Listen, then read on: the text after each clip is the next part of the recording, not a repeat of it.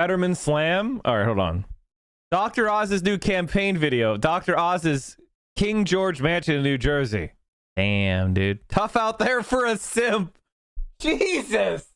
John Fetterman, you're going to get banned on Twitch if you keep making fun of him as a simp. Jesus. But this notion that, like, you're going to look at a fucking person who has a bullet wound on her face when the Democratic Party is in control of the House, the Senate, and the White House, and these institutions are fucking failing us, and turn around and say, God damn, just fucking vote harder. If younger people voted in larger numbers, he would have different nominees. Bernie himself ran on his ability to energize younger voters, and the DSA type celebrated that. It's only been the last 5 years or so his pursuit of this goal has been deemed offensive to some. Primaries are always desperately low turnout. They aren't representative of the general population. Why is your brain so incapable of admitting that Biden is a fucking loser? What part of if more people voted, we'd have different candidates? Well, unclear. How did it not process in your mind that I'm referring specifically to the primaries here? Man, I literally said that. This is an Ouroboros, okay?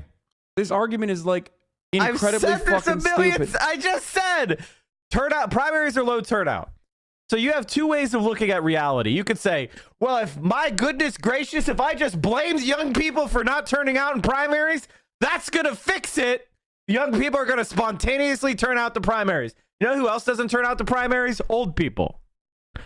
Turnout in primaries is dog shit. People don't come out and vote for them. They don't understand they're important. They don't care. I wish they did, but they don't. That's reality. You are an idiot if you blame systems after seeing behavior happen over and over and over and over and over again. You're the idiot now. Not them. You are. Because you're not changing the design of the system. You want higher turnout in primaries?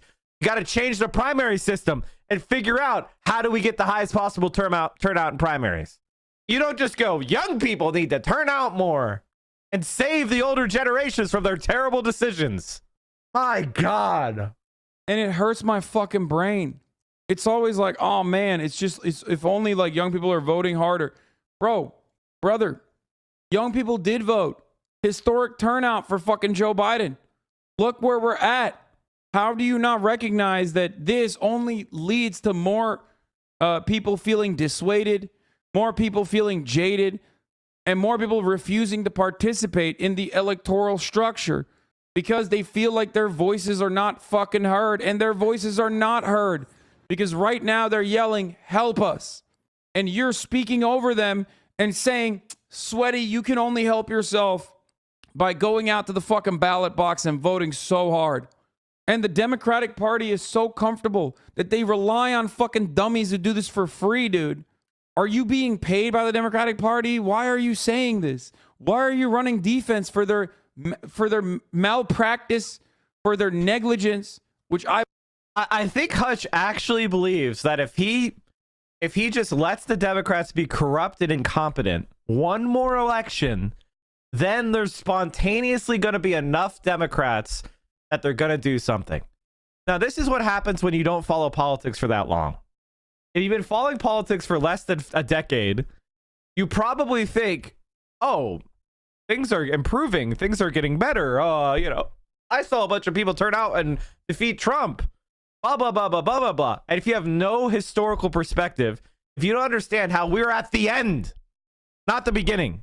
2020 was the last gasp of the Democratic Party against a system that's increasingly rigged against democracy. This is it. We're not going to get more power from here. You're in delusion mode. They're rigging the elections with gerrymandering. They're rigging the elections with voter suppression. They're rigging elections directly through the state legislature doctrine. They're rigging elections directly by rejecting actual counts. It's not going to get easier from here. So demanding that Democrats do something now is the only thing we can do that keeps us within this constitutional system. They have to act now, bud, not wait. And if you turn around and go, oh, it's America's fault, they didn't turn out. Young people have turned out at a higher rate in 2020 than they ever have. What more do you want? There are some people who think Trump is the anomaly. Exactly. Texas rejected 13% of primary votes. Like, God damn it, dude. We're trying to get you to do something. I believe is criminal negligence, really. Try voting in a southern state with a GOP supermajority and having people tell you to just vote. And people don't fucking understand that this just vote sweaty argument, this just vote take is literally pushing people away. It's pushing people away. Any increase of turnout from vote shaming or campaigning or ads or whatever that we can possibly get has been done. Your worthless speechifying is doing nothing. Word, you're right. I should probably just spend my time telling people that Roe was doomed exclusively because of RBG, and that voter turnout in 2016 actually have very little to do with the matter when you think about it. I've been talking about Supreme Court long before I even streamed. The only people who don't understand stakes are the centrist Dems you support. It is Biden who refuses to entertain expanding the court or even constraining their jurisdiction. They have to go. Based. I mean, that's just I'm happy that Hasan read what I wrote because it's fucking obviously true. And I don't know if it's Hutch cope or what's going on, man. A lot of the other centrists have just stopped talking about politics and gotten into like very weird personal fights or talked about like trans issues exclusively. Like a lot of the other centrist commentators no longer even talk about politics really. Mostly they're engaged in like weird personal disputes or hanging out with like far right people. I don't even see them talking about it.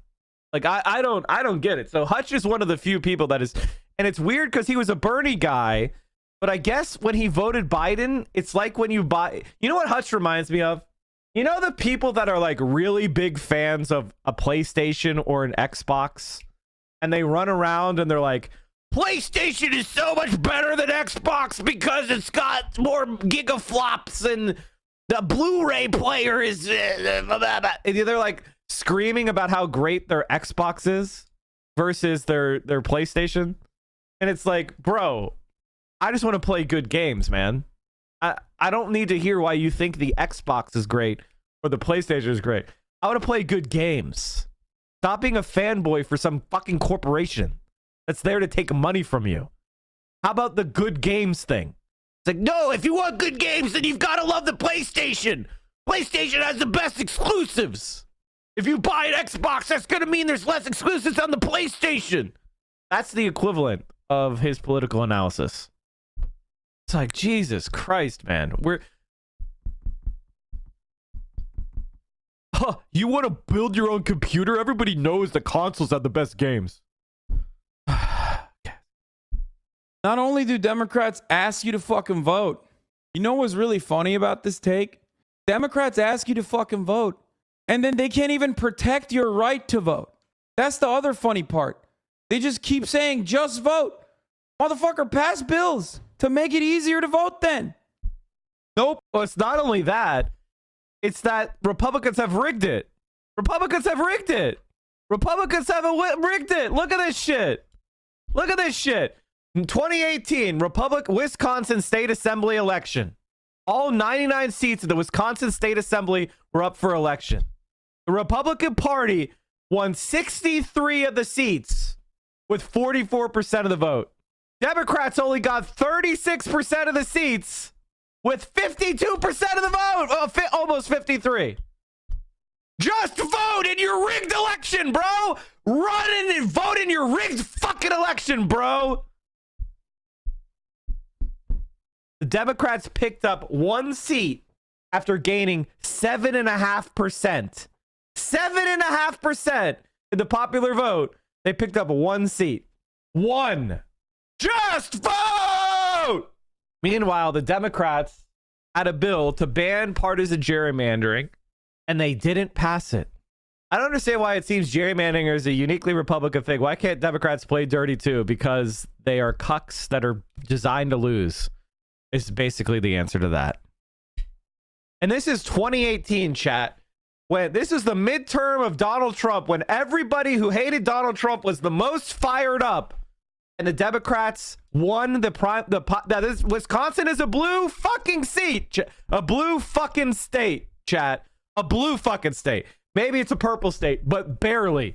And the Republicans control everything because they got this. They had a wave in 2010. And what did they do with their wave in 2010? They changed the rules and they put in permanent advantage for them.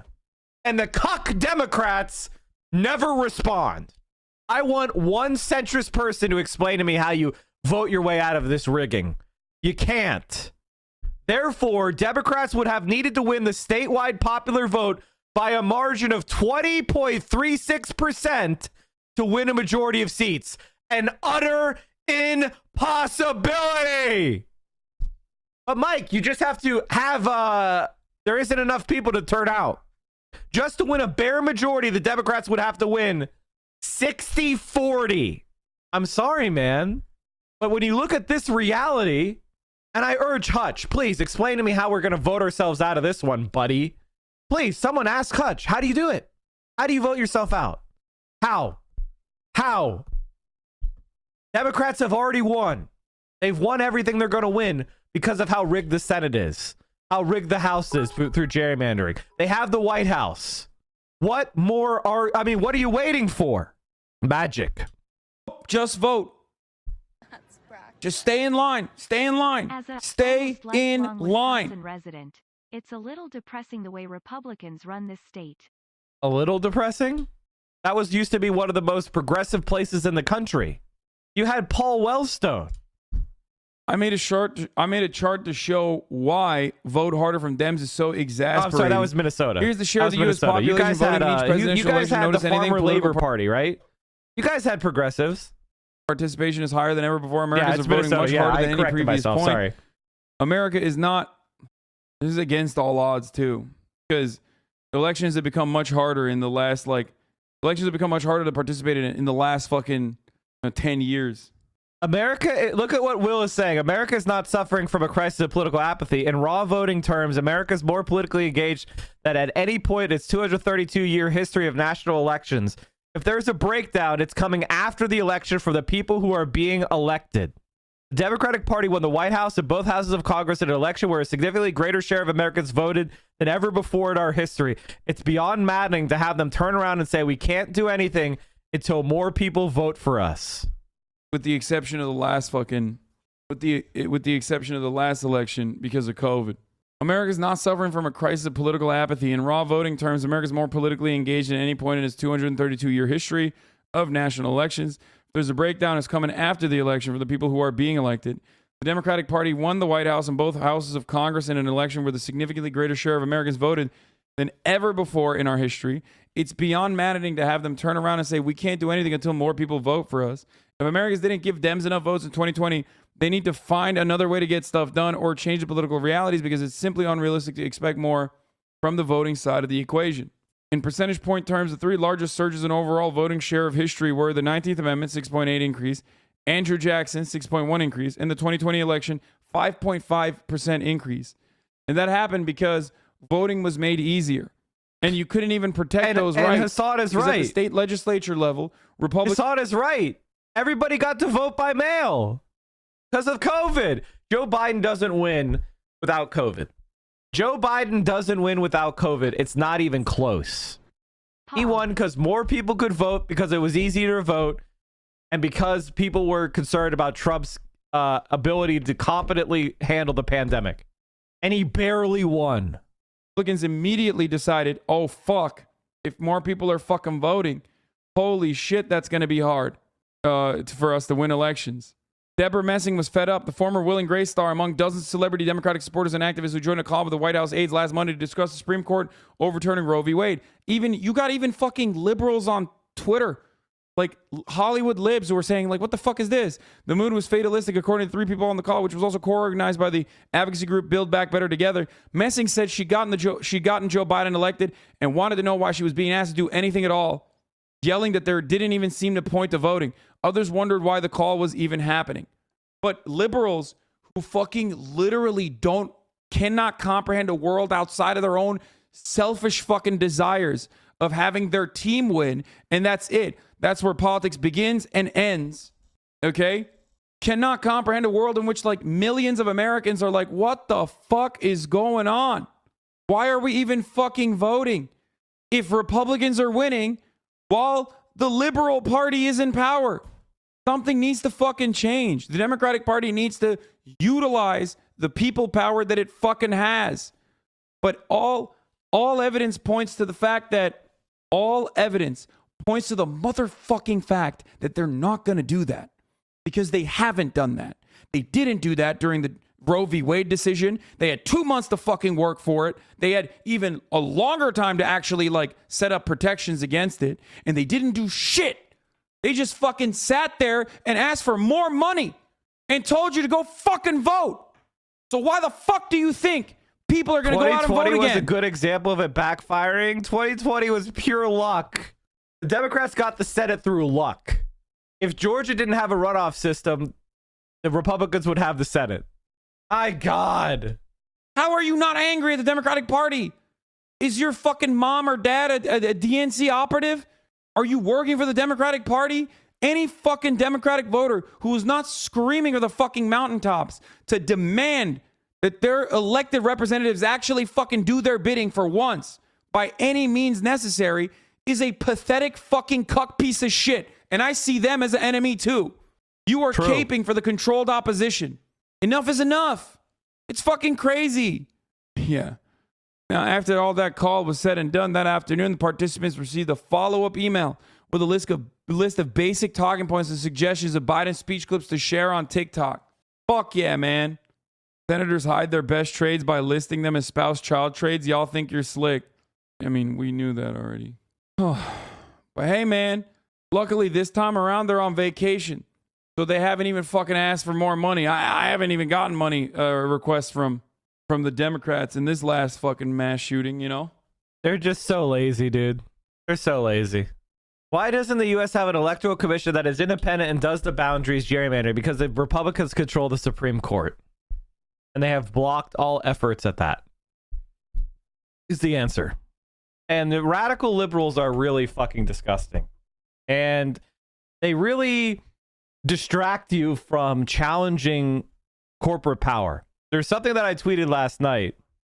It's from this lady, Jessica Mason Piccolo, Senior Vice President of Rewire News Group. I don't know what that is. Somehow she's fucking verified, though. I guess. SCOTUS nerd? I don't know. The co-host of Boom Lawyered. Jesus Christ. Anyway, radical liberal to the hilt. She tweeted, honestly, if you're a white person who says they're committed to racial justice and you're in good standing with most of your family, I have questions for you, and they are definitely pointed. That is fucking batshit crazy. Boom lawyered into losing women's rights, but boom lawyered. If your family doesn't have perfect views yet, disconnecting from them is not the way. Jesus Christ. 5,000 likes. Full disclosure, I'm in contact with exactly 3 members of my birth and extended family for this specific reason. Full disclosure, I'm such a scold and so annoying. Everyone in my family hates me. Don't you maybe consider that your fucking messaging is terrible? Even the good white families are scoosh racist when you scratch the surface. Fucking weirdo. That's why More Perfect Union only have 120 likes on this tweet is so fucking disgusting. Ah! We need to do more. We need to do more, chat, and save our country, save the world from Radlib dipshits. Oh, ugh. All right, chat. I've been promising you this. But the housing crash has begun. Oh, okay, that's not what I wanted to copy. I fucking, god damn it. Housing crash now? Question mark? Okay, there you go. It's begun. Now that they've raised interest rates, this is something that I talked about a while ago, but just to remind you, basically every time they raise interest rates, the more they raise interest rates, the less money you can borrow, because you don't have the ability to make the monthly payment. More of the monthly payment has to be given to interest. So the sticker price of what house you could buy with the same income goes down as interest rates go up. So therefore, paradoxically, by raising interest rates, you make it so people can't afford to pay those high sticker prices, and housing prices have to necessarily go down. And the way we're seeing that, as they've raised interest rates, as mortgage rates have gone up, we've seen a massive increase in inventory. I'll give you an example. Here in Pennsylvania, you have Allentown, Philadelphia, Camden, Wilmington, PA. Inventories are up 40%. You go up to the Allentown, Bethlehem, Easton, that's the Lehigh Valley. Inventories are up 69%. You go to Pittsburgh, inventories up 42%. Look at Reno, 228%. Austin, 260%. You know, you have a big spike in inventory because people just can't afford to borrow the money anymore. You look at Olympia, 200%. Seattle, 65%. San Francisco, 200. Berkeley, Oakland, 225%. Even LA, 73%. Inventory is starting to spike. Among the 917 regional housing markets tracked by Realtor.com, 873 saw rising inventory levels. Of those, 137 saw at least 100% uptick. In 50 markets, including Provo, Utah, and Austin, inventory rose by over 150%. Regional housing markets in the Mountain West and Southwest are experiencing the swiftest slowdowns. Ironically, those markets were among the hottest spots amid the pandemic housing boom. The thing is about like most of the West, there's plenty of land to develop. It is not limited. Oh, I'm bleeding. I scratched myself. God damn it. All right.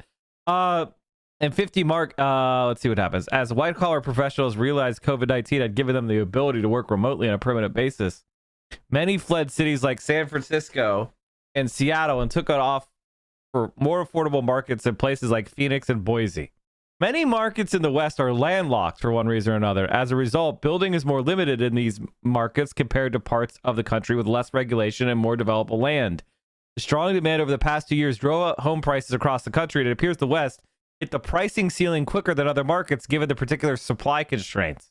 However, we're still in a pretty bad overall, like the housing, I think we're beginning to see the housing crash, but overall, in most places, inventory is down, even with the massive spike of it in the past couple months.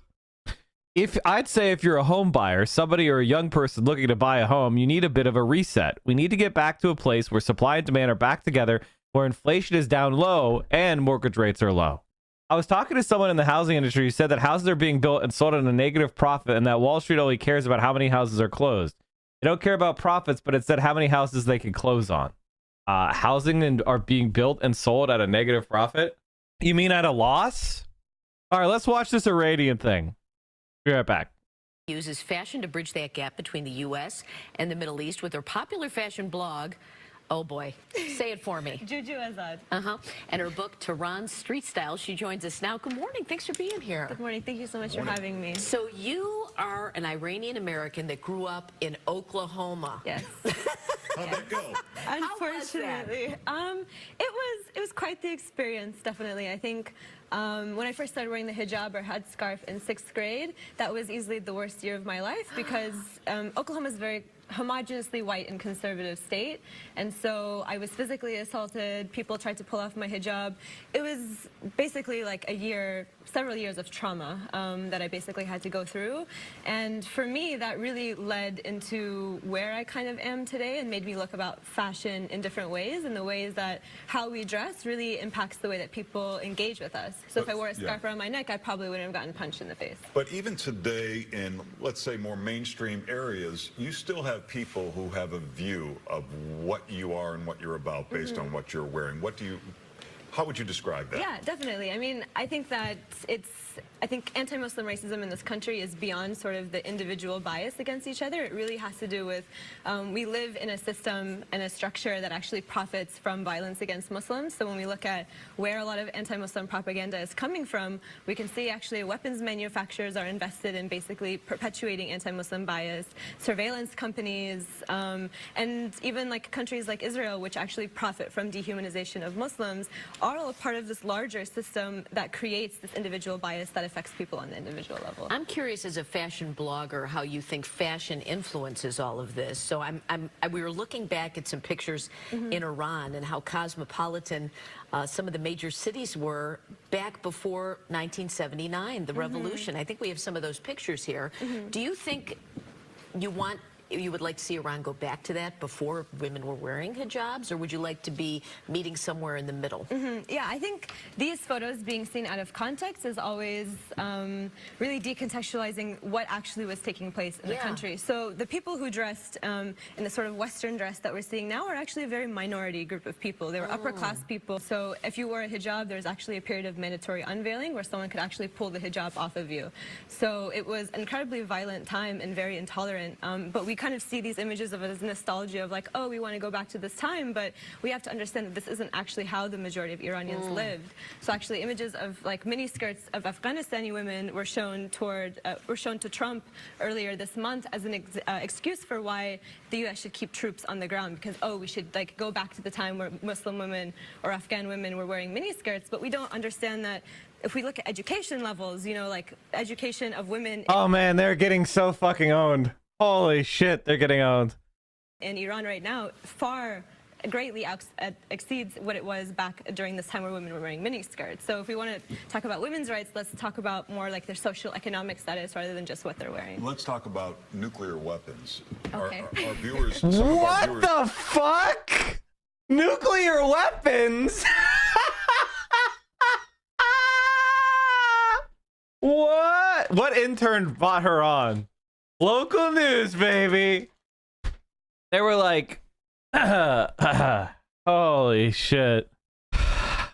I'm actually feeling tense for her right now. I feel like she is under threat. The balls she has. may say, Gonads. we cannot trust Iran. What are your thoughts? I mean, I don't think we can trust this country. I mean, what has this country done to the majority of the countries in the Middle East? You know, like, I don't think Iran's having nuclear weapons.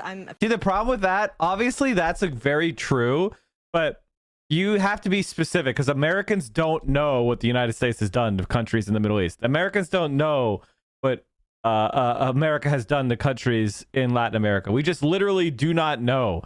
So you say, well, look at all the stuff Americans did. Americans don't know. They're paid not to know. A pacifist. I don't believe in violence. But also, when we look at the legacy of imperialism and colonization in the Middle East, and we see the legacy of this country and all of the violence that it has not only created, but also created the capacity for. A lot of these weapons in the Middle East are completely brought in by the United States. A lot of Americans might take offense to that. You're an American. You don't sound like an American when you say that. You know what I mean? That's because I've read, you know, and I think that it's really important that we look beyond sort of these really simple narratives that we're told, whether it's about Muslim women, whether it's about the legacy of this country, and knowing that this country literally was built on the backs of black slaves and after the genocide of indigenous people. And I think there's a lot that we can be proud about, but I think that we shouldn't let that sort of blindside us for the realities of the situation. Well, you can check out Hoda's blog Holy fucking hell. at JooJooAZad.com, and you have a fashion show coming up. Tell us about that. Or you're going to be, you're getting collection. a co-op together. So I'm working on a sewing refugee co-op of women here in Chicago. So basically trying to support Muslim women and immigrants and refugees here who already have sewing skills, but may not speak English or may need childcare while they're on the job. So making sort of work accessible to them. And they can find out about that on your blog. They can. All right. Thanks so much for being here. Thank you so much Hey, for Paul. having me. Holy shit, shit, she was based. We'll see a little bit of sunshine out there now, but clouds will fill in as we get into the afternoon hours. Early tomorrow morning, a passing snow showers possibility. Americans might find offense to that. You don't sound like an American. Wow. Are you watching the stream unsubbed? You're making income inequality worse. You are doing anti-praxis. We are the only Twitch stream that will not accept scam advertisers, and I will never fuck you over by selling you crap.